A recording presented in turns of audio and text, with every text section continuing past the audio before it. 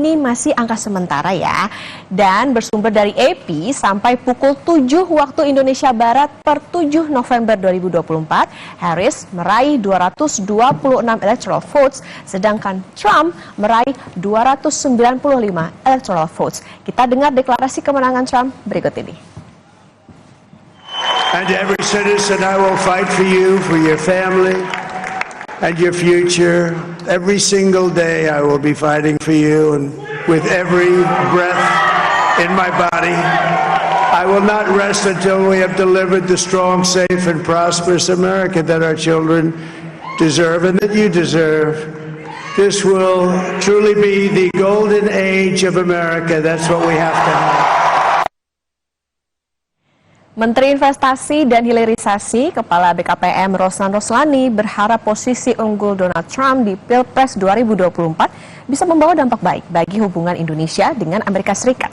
Rosan akan mendampingi Presiden Prabowo Subianto selama perjalanan ke luar negeri, salah satunya berurusan dengan ekonomi. Dan ya, tentunya diharapkan dengan terpilihnya Presiden Trump ini hubungan kita diharapkan makin meningkat, terutama di dalam perdagangan dan investasi. Ya, saya bersama-sama dengan Bapak Presiden juga akan ke sana. Ya, kita juga akan terus mempererat hubungan antara US dan Indonesia juga. Mungkin seperti itu. Nah, sekarang kita ke data IHSG, saudara. Bagaimana respon market atas keunggulan Trump di Pilpres Amerika Serikat? Dalam satu hari, investor asing menjual 1 triliun lebih aset mereka di pasar saham Indonesia. IHSG ditutup terkoreksi 1,44% atau 108 poin ke 7.383. Seperti yang Anda lihat di layar, ini grafiknya turun ya. Di pasar saham Indonesia melemah. Berbeda dengan IHSG, saudara, Wall Street justru berpesta pora. Dow Jones melonjak 3,5%, indeks S&P 500 naik 2,5%, dan bursa teknologi Amerika Serikat, Nasdaq, hampir naik 3%. Semua mencetak rekor kenaikan. IHSG tidak diajak pesta kemenangan Donald Trump. Nah, kemudian gimana dengan rupiah? Kita ke data selanjutnya. Ketika ada dana asing dalam jumlah besar yang keluar dari bursa dalam satu hari, indikator yang paling pertama dilihat memang rupiah. Nah, dolar juga ikut berpesta atas kemenangan Trump. Dari grafis ini, saudara, tergambar bahwa rupiah mendekati level 16.000 per dolar. Nah, ini semoga tidak sampai tembus 16.000 ya. Tetapi rupiah ini nggak sendiri, karena kemenangan Donald Trump membuat dolar menguat terhadap mayoritas mata uang dunia. Indeks dolar atau DXY sampai pukul 6 waktu Indonesia Barat berada di titik 105. Grafiknya naik seiring penambahan suara elektoral Donald Trump. Indonesia masih berharap ada dampak positif jika Trump benar-benar menang. Tetapi di satu sisi, saudara, ekonomi Indonesia juga harus tetap waspada. Trump ini hobinya proteksi dagang, getok tarif barang Tiongkok lebih mahal. Nah, ujung-ujungnya Indonesia nih juga kena dampak.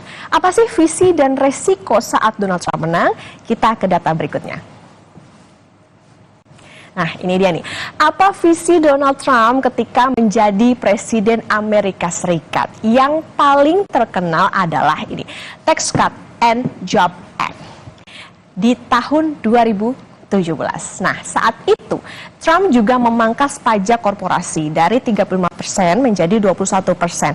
Ada potensi Trump kembali melakukan pemotongan pajak tambahan untuk merangsang investasi, bisnis, dan daya beli masyarakat Amerika Serikat yang sedang terpuruk.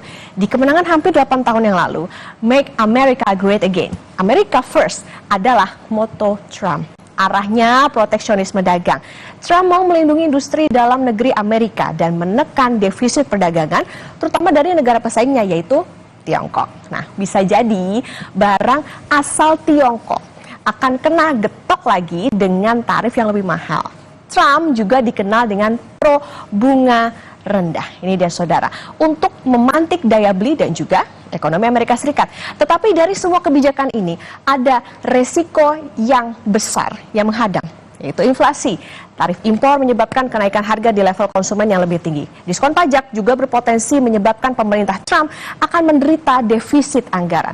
Kalau pakai data Moody's Analytics, defisit anggaran bisa sampai 7,5 triliun dolar Amerika Serikat. Ini beresiko juga pada shutdown perkantoran pemerintah karena nggak ada dana. Trump menang, genderang perang dagang dengan Tiongkok ditabuh. Kita ke data selanjutnya. Apakah dunia akan mengalami masa-masa sebelum 4 tahun lalu? Nah, Trump kerap berseteru dengan Presiden Tiongkok, yaitu ini dia, Xi Jinping. Trump mau kesepakatan perdagangan bilateral dan pengaturan multilateral skala besar yang cocok dengan Amerika. Amerika memang terbuka untuk bisnis, tetapi dengan aturan main yang dibuat oleh Amerika sendiri. Nah, Trump bilang di tahun 2017, ya, di APEC 2017, Trump bilang WTO tidak akan berfungsi dengan baik selama anggotanya tidak menghormati aturan-aturan yang dibuat. Dia juga mengeluhkan ketimpangan dagang. Amerika merasa menderita sendirian dengan menurunkan tarif barang masuk, sedangkan negara lain tidak melakukan hal yang sama.